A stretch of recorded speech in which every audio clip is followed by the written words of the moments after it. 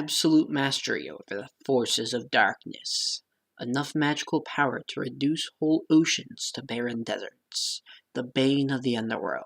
It was with great reason that such a powerful witch, whose very title became synonymous with the disaster she heralded, was considered the prized jewel of Yarm's world-conquering forces. If she were to rebel, she would slaughter anything Yarm threw at her, unless he himself confronted her. And even then, the outcome was questionable.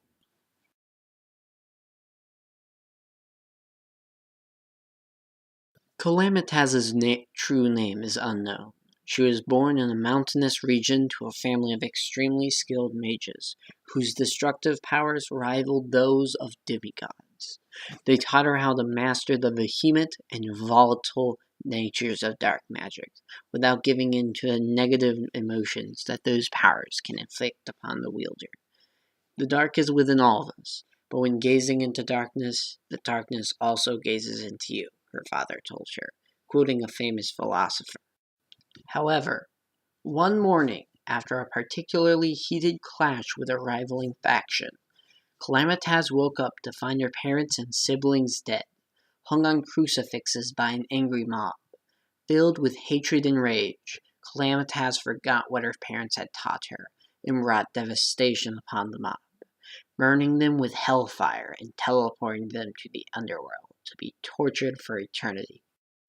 Calamatas, defeated and sobbing, retreated to her now vacant cave carved out in the mountainside, taking to practicing the magic of necromancy in order to revive her parents and two dead brothers. After her success in bringing back her siblings, she heard an ethereal and almost mesmerizing force telling her to seek refuge in the jungle. Following this, Calamatas wandered toward the jungle, entranced by some unknown force. She found her way into the jungle temple, where Yarm, the man who had spoken to her, resided. He had felt her mastery over the arcane due to her immense and manic outbursts of destructive power. He eventually recruited her into his army after several long and persuasive talks over what truly matters in their world.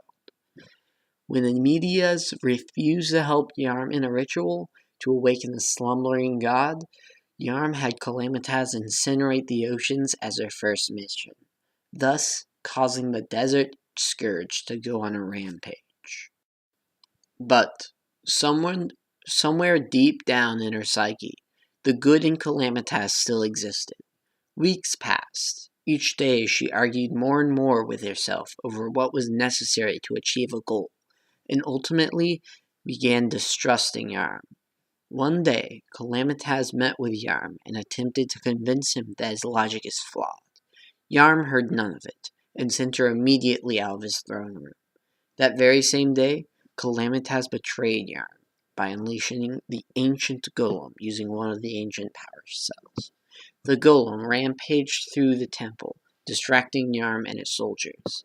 Calamatas used this time to sneak up to Yarm's throne and procured a few documents containing some helpful information on Yarm's most valiant opponents, Braylor and Status.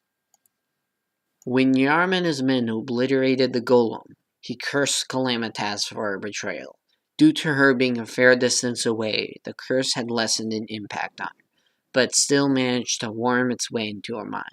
Over time, the curse slowly drove her mad, and ultimately, she ended up returning to Yarm's side, after the deaths of Braylor and Status. Yarm has since removed the curse in exchange for infallible servitude and unimaginable cruelty towards his opponents. Calamatas caused both the desert and aquatic scourge to appear where they are in-game, and because of that, I'll be going over the lore for those two next.